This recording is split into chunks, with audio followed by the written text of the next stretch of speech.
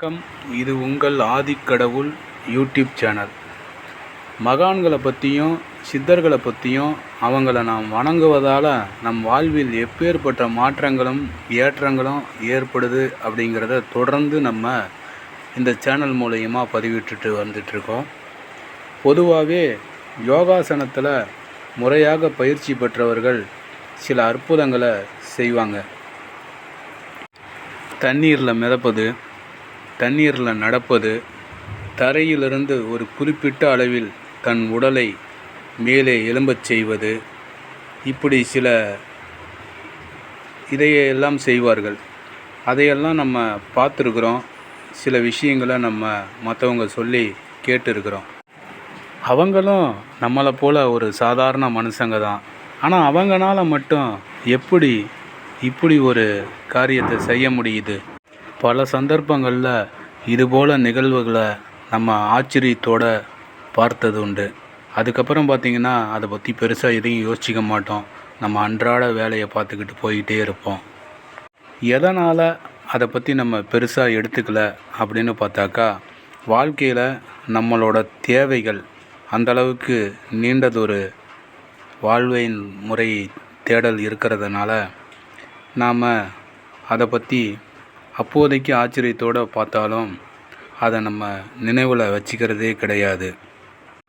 நம்மளோட குடும்ப ரீதியான சில பிரச்சனைகள், பொருளாதார சிக்கல்கள், குழந்தைகளை வளர்ப்பது, படிக்க வைப்பது, இப்படின்னு பொருளாதார ரீதியாகவே நம்மளுடைய வாழ்க்கை தினந்தோறும் பெரிய சிக்கல்களை சந்தித்து கொண்டிருக்கும்போது, இந்த மாதிரி மற்றவங்க ஒரு சில ஆச்சரியத்தக்க விஷயங்களை செய்யும்போது அதை நம்ம கவனத்தில் எடுத்துக்கிறதே கிடையாது.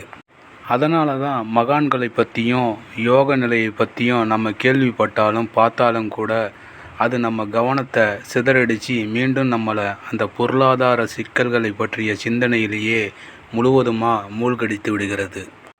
எல்லோருமே கஷ்டங்கிறதுக்காக நம்ம கோவிலுக்கு போகிறோம். கடவுள் முன்னால் நம்மளோட குறைகளை எல்லாம் சொல்லி வேண்டிக்கிறோம். ஆனால் அந்த குறைகளை நமக்கு நிவர்த்தி செய்யக்கூடிய நிலையில் அடுத்து யார் இருக்கிறாங்கங்கிறத நம்ம மறந்துடுறோம். ஏன்னா கோயிலில் கடவுள்கிட்ட நம்மளுடைய கோரிக்கையை வச்சுட்டு நம்ம பாட்டுக்கு கடவுள் பார்த்துக்குவார்னு வந்துடுறோம். சரி, கடவுள்கிட்ட வச்ச கோரிக்கை நமக்கு எப்படி நிறைவேறும், அதுக்கு நம்ம என்ன செய்யணும் அப்படிங்கிறத நம்ம அதிகமாக யோசிக்காமல் அமைதியாகி விடுகிறோம். எதனாலன்னா அடுத்தடுத்து பிரச்சனைகள் நம்மளை அப்படி யோசிக்கவே விடுறதில்ல. இந்த பிரச்சனையிலேருந்து எப்படியாவது நம்ம வெளியே வரணும்னு தான் நினைக்கிறோமே தவிர அதற்குண்டான தீர்வை நம்ம முன்னெடுத்து செல்கிறோமா, அதுக்குண்டான வேலைகளை நம்ம பார்க்குறோமா அப்படின்னாக்கா ஆம் பார்க்கிறோம். எப்படி? யார்கிட்டையாவது போய் கடன் கேட்போம், உதவி கேட்போம். இல்லை அந்த பிரச்சனையை எப்படி சால்வ் பண்ணுறது, நம்மக்கிட்ட ஏதாவது நகை இருக்குதா அப்படிங்கிறத பற்றியெல்லாம் யோசிப்போம். உதாரணத்துக்கு ஒரு அதிகாரியிடம் போய் நம்ம ஒரு வேலை வேணும்னு ஆகணுங்கிறதுக்காக ஒரு கோரிக்கையை வைக்கிறோம். அவர் உடனே நம்மளுடைய கடிதத்தை படிச்சுட்டு அவர் என்ன பண்ணுவார், தனக்கு கீழே இருக்கிற ஒரு பணியாளிடம் அந்த வேலையை செய்ய சொல்லி உத்தரவிடுவார். பணியாள் என்ன பண்ணுவார், எதை சரி செய்ய வேண்டும் என்று நாம் சொல்கிறோமோ அவர் அதை நல்ல விதமாக முடித்து கொடுப்பார். இப்படி தான் கடவுள்கிட்ட நம்ம வைக்கிற கோரிக்கைகளையும் அதை நிறைவேற்றி கொடுக்கக்கூடிய இடத்துல யார் இருக்காங்கன்னு பார்த்தீங்கன்னாக்கா மகான்களும் சித்தர்களும் முனிவர்களும் ஞானிகளும் யோகிகளும் தான் அந்த இடத்துல இருக்காங்க. ஏன்னா கோடிக்கணக்கான உயிர்களை படைத்த கடவுள் மனிதனுக்குன்னு தனியாக எதையுமே படைக்க கிடையாது. மனிதனும் கோடிக்கணக்கான உயிரினங்களில் ஒருவன் தான். கடவுள் படைத்த அத்தனை உயிர்களைப் போலவே மனிதனும் ஒரு உயிரினம்தான். ஆகவே ஒவ்வொருத்தருக்காகவும் கடவுள் கண்டிப்பாக நேரில் வந்துட்டு இருக்க மாட்டார். ஸோ அப்போ கடவுள்கிட்ட அதிக நெருக்கமாக உள்ளவங்க யாருன்னு பார்த்தாக்கா ஒழுக்கத்தை பேணி காத்து தன்னுடைய யோக வலிமையால் கடவுளின் அருகில் இருக்கக்கூடியவர்கள் மகான்கள். அப்படி அந்த மகான்கள்கிட்ட போய் நம்மளுடைய கோரிக்கைகளை வைக்கணும். ஆக நாம் கடவுளிடம் முறையிட்டாலும் கூட இறைநிலையே தன் உயிர்நிலையாக கொண்ட சித்தர்களே நமக்கு விடை தர வழிகாட்டுவார்கள். கடவுளின் சக்தியை பெற்று அதை மக்களிடம் சென்று சேர்க்கும் பணியாட்களாக யார் இருக்கிறார்கள் என்றால் சித்தர்களும் சித்தர் யோகிகளுமே இருக்கிறார்கள். தங்களின் யோக தவத்தால் ஓயாது உச்சரிக்கும் இறை நாமத்தால் முற்றும் துறந்து பந்தம், பாசம், ஆசை, சோகம், பொறாமை என மனதில் உள்ள அழுக்குகளை கடந்து அவர்கள் உள்ளே பிரபஞ்சத்தின் தூய்மையையும் தர்மத்தையும் மட்டுமே தாங்கியிருப்பதால் அவர்களால் நம் பிரச்சனைகளை தீர்க்கக்கூடிய ஆற்றலை வலிமையும் கடவுள் அவர்களிடத்திலே ஒப்படைத்திருக்கின்றார். சரி, கடவுள்னா என்னங்க? அதை பார்க்கலாமா? கடவுள் என்றால் முதலில் உன் மனதில் உள்ள அழுக்குகளை கடந்து சென்று பார். உனக்குள்ளேயும் இருப்பதுதான் கடவுள். அதாவது ப்ளஸ் கடவுள். அந்த கடவுளை நம்ம எங்கே பார்க்க முடியும்? அதுக்கு ஒழுக்கத்தோட தூய்மையான இறை நாமத்தை எந்நேரமும் கூறிக்கொண்டு யோகத்தில் இருக்கணும். அப்படி இருந்தவங்க தான் சித்தர்களும் மகான்களும். அப்போ கடவுளை நாம் அவர்களிடத்தில்தான் காண முடியும். அப்போ நமக்கு தேவையானவற்றை கொடுக்கக்கூடிய வல்லமையும் சக்தியும் கடவுள் யார் மூலமாக கொடுக்குறார் என்றால் சித்தர்கள். எதுக்காக இவ்வளவு பெரிய விளக்கம் நான் சொல்லிக்கிட்டு இருக்கேன் அப்படின்னு பார்த்தீங்கன்னாக்கா, நம்மளோட ஆசைகளும் நம்மளோட எண்ணங்களும் சத்தியத்திற்கும் தர்மத்திற்கும் கட்டுப்பட்டதாக இருக்க வேண்டும். நீங்கள் எப்படிப்பட்டவராக இருந்தாலும் எந்த விதமான தவறு செய்து இருந்தாலும் சித்தர்களின் ஜீவ சமாதிக்கு சென்று நீங்கள் வழிபட்டீர்களானால், அவர்களை வணங்க துவங்கி விட்டீர்களானால் உங்களை உங்களுக்கே பிடிக்கும். இதுதான் உண்மை. எதனால் சொல்கிறேன்னாக்கா, முதல்ல உங்களுக்கு உங்களை பிடிக்கணும்.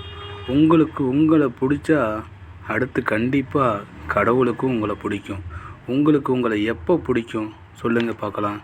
நீங்கள் ஒழுக்கத்தோடையும் அடுத்தவங்களை பார்த்து பொறாமப்படாமலும் உண்மையாகவும் உங்களுடைய குடும்பத்துக்காகவும் உங்களுடைய பிள்ளைகளுக்காகவும் நீங்கள் அதை மட்டுமே மனதில் கொண்டு வாழ்ந்தால் கண்டிப்பாக உங்களுக்கு உங்களை பிடிக்கும்.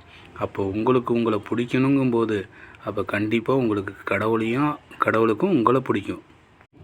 அப்போ கடவுளை போய் கும்பிட வேணாமா அப்படின்னு நீங்கள் யோசிக்கலாம். கடவுளை கும்பிடணுங்க. கடவுள்கிட்ட நம்ம கோரிக்கை வைக்கிறோம். அதனோட பலனை நம்ம எங்கே பெற்றுக்கொள்ளணும் அப்படின்னு பார்த்தீங்கன்னாக்கா, அதை சித்தர்கள்ட்டையும் மகான்கள்கிட்டையும் பெற்றுக்கொள்ளலாம். நீங்கள் சரியாக யோசித்து பாருங்கள். இப்போ நம்ம வாழ்ந்துட்டுருக்கிற வாழ்க்கை முறை சரியானது தானா? சரியாக தான் போயிட்டுருக்கா? எவ்வளோ பிரச்சனை, எவ்வளோ கஷ்டம். அந்த கஷ்டத்தை தீர்க்க அந்த பொருளாதாரங்கிற பணத்தை நம்ம சம்பாதிக்க எப்படியெல்லாம் பாடுபடுறோம், எப்படியெல்லாம் ஓடிக்கிட்டுருக்குறோம். ஆனால் சில பேர் எதுவுமே பண்ணுறதில்ல. ஆனால் ரொம்ப சந்தோஷமாக மகிழ்ச்சியாக நிம்மதியாக வாழ்ந்துட்டுருக்குறாங்க. அவங்களாம் ஏன் கஷ்டப்படல அப்படின்னு நீங்கள் யோசிச்சுருக்கீங்களா? உங்களுக்கு தெரிஞ்ச ஒரு விஷயத்த சொல்கிறேன். இதை எத்தனையோ பேர் சொல்லியிருக்கலாம். இருந்தாலும் நானும் ஒரு தரம் சொல்கிறேன். நடிகர் ரஜினிகாந்தை எடுத்துக்குங்க.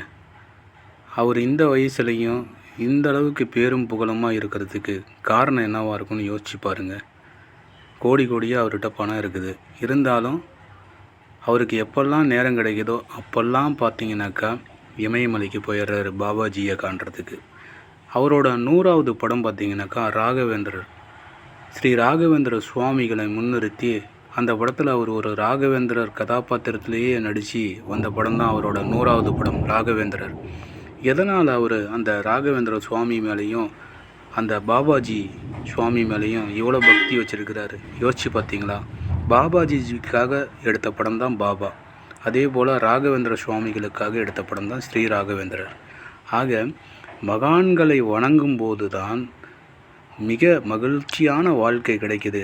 ஏன்னா அவர்கிட்ட இல்லாத பணமே இல்லை. அவ்வளோ பணம் வச்சுருந்து அவர் சந்தோஷமாக இருக்கிறாரான்னு பார்த்தீங்கன்னாக்கா கிடையவே கிடையாது. இமயமலையில் போய் வெறும் தரையில் படுத்துக்கிட்டு பனிலிங்கத்தை தரிசனம் பண்ணிவிட்டு பாபா குகையில் போய் தியானம் பண்ணிக்கிட்டு மந்திராலயம் போகிறாரு.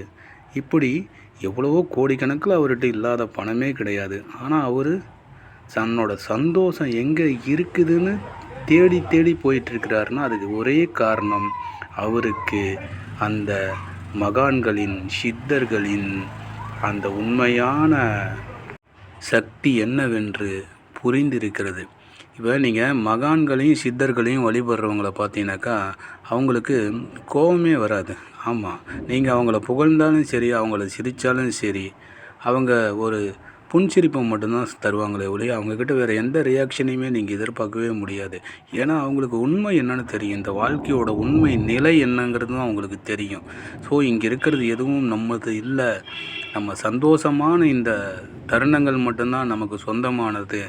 அந்த சந்தோஷங்கள் கூட காசு பணத்தினால வேறு எதனாலையும் வர கிடையாது.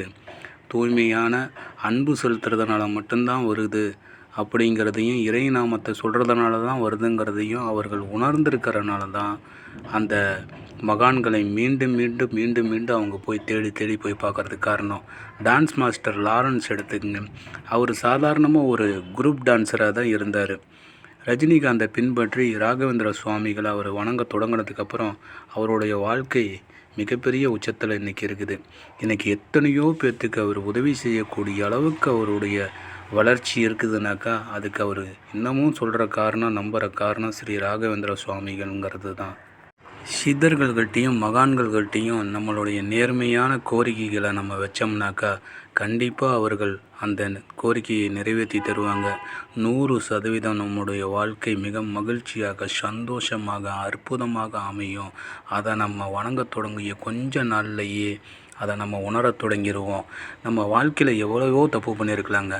தப்பு பண்ணாதவங்க மனுஷனே கிடையாது. அந்த தவறுகளிலிருந்து நம்ம திருந்தி நம்ம இனிமேல் தவறு செய்ய மாட்டேன், என் குடும்பத்துக்காக தான் நான் வாழப்போகிறேன் அப்படின்னு நீங்கள் ஒரு சித்தரோட சமாதியிலையோ மகான்களுடைய ஜீவ சமாதிகள்லையோ உங்களோட காலடி பட்டுடுச்சுனாக்கா அதுக்கப்புறம் பார்த்தீங்கன்னாக்கா நீங்கள் திருந்த வேணாங்க, ஆட்டோமேட்டிக்காக அவங்களே உங்களை திருத்திடுவாங்க. உங்கள்கிட்ட இருக்கிற எல்லா கெட்ட குணங்களும் மாறிடும். அதுக்கப்புறம் பார்த்தீங்கன்னாக்கா கோபத்தை விட்டுடுவீங்க, பொறாமையை விட்டுடுவீங்க, அடுத்தவங்களை பற்றி பழி சொல்கிறத விட்டுடுவீங்க. உங்களுடைய வாழ்க்கையும் உங்கள் குடும்பத்தோட வாழ்க்கைக்காகவும் உங்கள் குழந்தைகளோட எதிர்காலத்துக்காகவும் மட்டும்தான் உங்கள் சிந்தனை இருக்குமே தவிர யாரையும் எதற்காகவும் நீங்கள் புறம் பேச மாட்டீங்க. அவங்களுக்கு எடுக்கணுங்கிற எண்ணம் வராது. அதிக ஆசைகள் இருக்காது, நியாயமான ஆசைகள் இருக்கும். ஏன்னா எல்லாத்தையுமே உங்களுக்கு சித்தர்கள் கொடுக்க ஆரம்பிச்சிருவாங்க. அப்போ 100% உங்களுடைய வாழ்க்கையில் மகிழ்ச்சி வந்துடும். மகிழ்ச்சின்னாவே என்னன்னு பார்த்தீங்கன்னாக்கா உங்களுடைய தேவைகள் அத்தனையும் நிறைவேறும்போது உங்களிடம் மகிழ்ச்சி அதிகரித்து விடும். அப்போ மகிழ்ச்சி வந்துட்டாவே உங்கள் பிரச்சனைகளும் தீர்ந்துடும், உங்களோட பொருளாதார பிரச்சனைகளும் தீர்ந்துடும்.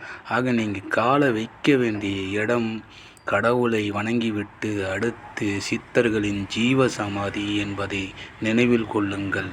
அப்படி நம் சித்தர்களை வணங்கி வந்து கொண்டிருக்கும் பொழுது நம்மளுடைய மாற்றங்கள் நமக்கே ஆச்சரியமாக இருக்கும். நானா இவ்வளவு நாளும் இவ்வளவு மோசமாக இருந்தனே, இப்போ இந்தளவுக்கு நான் மாறிட்டேனேன்னு உங்களை நினச்சி நீங்கள் பெருமைப்படுவீங்க.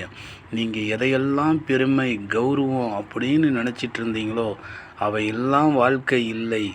எனது மனைவி குழந்தைகளிடமும் மற்றவரிடமும் காட்டும் அன்பும் மரியாதையும் இரக்க குணமுமே உண்மையான மகிழ்ச்சிங்கிறத உங்கள் மனம் உணரத் தொடங்கிவிடும். உங்களோட குடும்பத்தோட அத்தனை கனவுகளும் நினைவுகளும் அத்தனை ஆசைகளும் நீங்கள் சித்தர்களை வணங்கத் துவங்கியவுடன் அவைகள் உண்மையாவதை மனதார நீங்கள் உணர்வீர்கள்.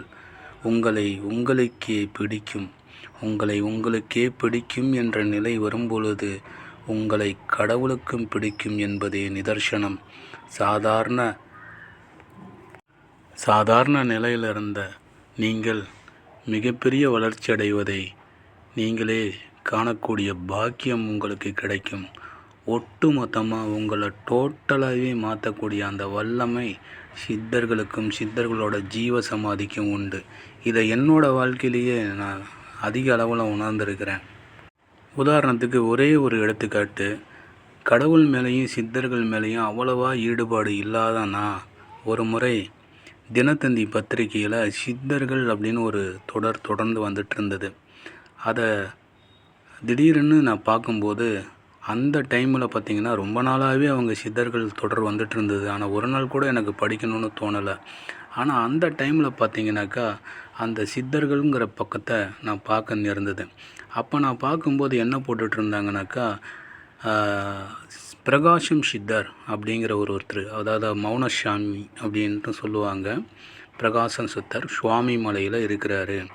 இவரை பார்க்கறதுக்காக பெரிய பெரிய பணக்காரங்கள்லாம் காரு வச்சுக்கிட்டு நிறைய பழங்களெல்லாம் வாங்கிட்டு அவரை தேடிட்டுருப்பாங்க. ஆனால் அவங்களோட பாக்கியம் கிடைச்சா மட்டும்தான் அவரை பார்க்க முடியும். அவர் ஏதோ ஒரு மூலையில் எங்கேயோ ஒரு வீட்டு திண்ணையில் தான் உட்காந்துருப்பார். அவர் தன்னுடைய 7, 8 வயசுலேயே சுவாமி மலைக்கு வந்துட்டதாகவும், அதுக்கப்புறம் அன்னையிலேருந்து இன்னை வரைக்கும் அவர் யாருக்கிட்டையும் பேசினதே இல்லை அப்படிங்கிற மாதிரியும் எழுதியிருந்தாங்க. அது மட்டும் இல்லாமல் அந்த ஊரில் இருக்கிறவங்கெல்லாம் அவரை வாங்கிட்டு தான் எந்த ஒரு நல்ல காரியத்தையும் செய்வாங்க அப்படிங்கிற மாதிரி விஷயங்கள்லாம் நான் படித்தேன். ஸோ படிச்சுட்டு நான் அப்போ அதை பெருசாக எடுத்துக்கலைங்க, அதை மறந்துட்டேன்.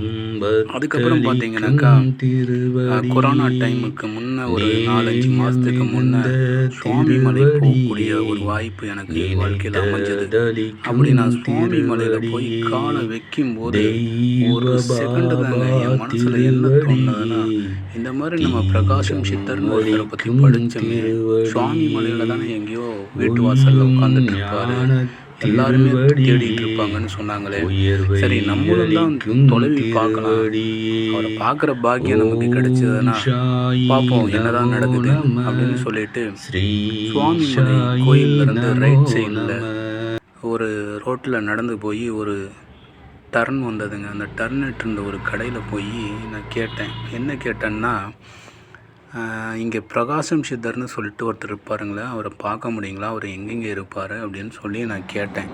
அதுக்கு அவங்க சொன்னாங்க, டீ கடைக்காரங்க அப்படியே ஆப்போசிட்டில் பாருங்கன்னு சொல்லி. உடனே நான் திரும்பி பார்க்குறேன், எனக்கு எத்தனையோ பேர் அவரை தொலைவிட்டு இருக்கும்போது எனக்கு அப்படியே ஆப்போசிட்டில் நான் விசாரிச்சுட்டு இருந்த இடத்துக்கு ஆப்போசிட்டில் அவர் ஒரு வீட்டு திண்ணையில் அமைதியாக உட்காந்துட்டு இருந்தார். எனக்கு ஒரு நிமிஷம் அப்படியே ஒரு மாதிரியாக இருந்தது. சரின்னு சொல்லிட்டு அவர் பக்கத்தில் போய் நான் எதுவும் வாங்கிக்கலாம் போகலைங்க, நேரம் போய் பக்கத்தில் போய் அவர்கிட்ட கொஞ்சம் கை கூப்பி வணங்கி நின்று என் மனசில் இருக்கிற வேண்டுதல்களை செஞ்சேன். கடவுளும் இந்த மாதிரி ரொம்ப கஷ்டத்தில் இருக்கிறேங்கிறது என்னுடைய மனசில் அத்தனை பாரங்களையும் அவர் கை கூப்பி வணங்கிக்கிட்டு என் மனசுக்குள்ளே நான் சொல்லிக்கிட்டு இருந்தேன். அப்போ திடீர்னு என்னை பார்த்தாரு. என்னை முகத்தை பார்த்து ஒரு தலையசைச்சார். அந்த தலையசைச்சதுக்கு காரணம் என்னங்கிறத நம்ம ஓரளவுக்கு புரிஞ்சிக்க முடியும் நம்மளால். அவர் காட்டின ஜாடை எனக்கு எப்படி இருந்ததுனாக்கா, நான் பார்த்துக்கிறேன் போ அப்படிங்கிற மாதிரி தான் எனக்கு அந்த ஜாடை இருந்தது. சரின்னு சொல்லிவிட்டு அவரை வணங்கிட்டு நான் கொஞ்ச நேரம் ஓரமாக தள்ளி போய் என்னை போக சொல்லிட்டாருங்க, ஜாடையிலேயே போக சொல்லிட்டாரு. அதுக்கப்புறம் நான் கொஞ்சம் தூரமாக நின்றுக்கிட்டேன். சரி கவனித்தேன், என்ன தான் நடக்குது பார்க்கலாம் அப்படின்னு சொல்லிட்டு. அப்போ தான் நிறைய பேர் அவருக்கு காஃபி, டிஃபனு, பழம் அப்படின்னு சொல்லிட்டு நிறைய பேர் வாங்கிட்டு அவருக்கு ஆப்போசிட்டில் வச்சுட்டு அவங்களும் கை கூப்பிட்டு அவரோட எதிர்த்தாப்பில் உட்காந்துட்டு இருந்தாங்க.